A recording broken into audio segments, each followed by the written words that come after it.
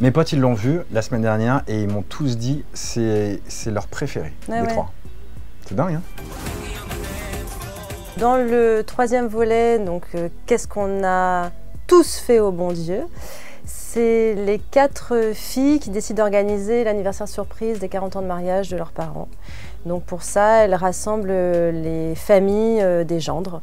Donc il y a la famille qui vient d'Algérie, la famille qui vient d'Israël, de Chine et aussi d'Afrique. Mais enfin ceux-là, on est habitué à les voir chez nous. Voilà. Ils squattent. Qu'est-ce qui se passe encore? Ils ont pris notre chambre. On a tiré au sort les chambres et toi et maman, vous dormez dans la yourte.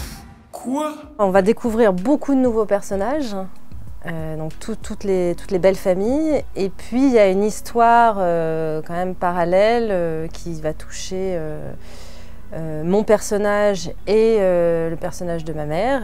Et fatalement mon personnage. Voilà. Mais on ne peut pas en dire plus. Non. Mais je vous rassure, on ne divorce pas.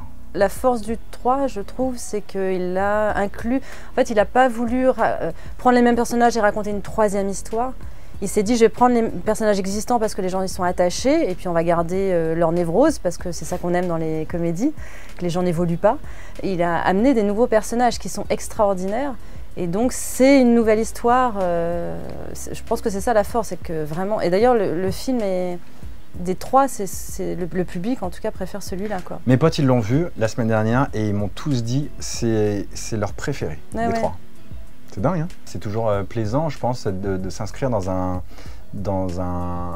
film, surtout sur 3 volets, où ça parle à des gens, ça parle à la France, ça parle à beaucoup de familles qui s'identifient en fait à ce film et ces personnages.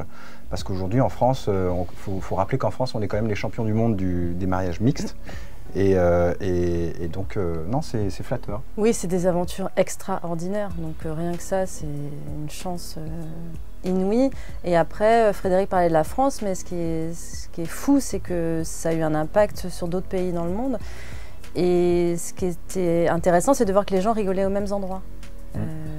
Que ça soit au Liban, en Amérique du Sud, en Allemagne, les gens rigolaient, c'était même rendez-vous de rire. C'était fou de rencontrer Christian Clavier et Chantal Lobby, parce que ça soit Les Nuls ou tous les films, ou donc l'équipe du Splendide avec Christian.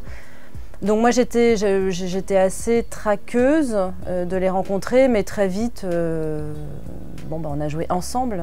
Ils sont très rieurs, c'était les plus indisciplinés sur le plateau. Sur le 3 surtout. Ah, sur le 3, en fait, Chantal est très rieuse et Christian n'a de cesse de vouloir la faire rire, ce qui fonctionne. Donc vraiment, toutes les prises qu'on a dû refaire, c'est parce que eux, ils avaient des fous rires. Voilà, donc c'est... Et puis, c'est assez fou de les voir jouer, en fait. Moi, je suis au spectacle, c'est des immenses acteurs. Ouais, ce qui m'a beaucoup impressionné, c'est Christian Clavier, qui lui c'est un gros bosseur, c'est quelqu'un qui connaît parfaitement son texte, et au-delà de ça, il connaît parfaitement ton texte. Donc si tu fais une petite erreur de ne serait-ce qu'une virgule, il te le dit. Et c'est assez déstabilisant, mais je pense qu'il en rit de ça. Non, c'est vraiment des gens dont on a beaucoup d'admiration, et c'est imprégné aussi de leur travail, de leur façon de faire les choses. Moi, je lâcherai pas cette aventure. Tant qu'elle continue, je serai là, parce que je lui dois beaucoup à ce film, à Qu'est-ce qu'on a fait au bon Dieu. On a beaucoup de chance. Je peux goûter la sauce. Tu t'as regardé? Tu es gras comme un facouché. Femelle sadique. Qu'est-ce qu'on a tous fait au bon Dieu, Claude? J'en sais rien. Comment on dit en France? Chacun sa merde.